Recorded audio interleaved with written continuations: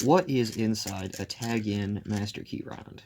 Piece of blue foam on top. It looks like the sabot is split in half, and the cup does come down to the curve in the bottom of the casing. The casing is exactly the same, but now let's go ahead and open it up.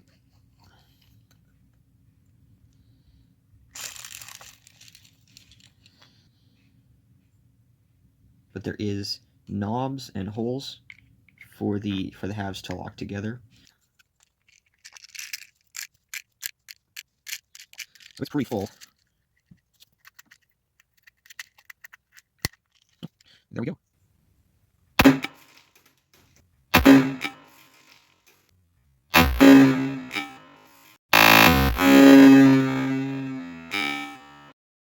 I found all three pieces, so I can go fill it up again.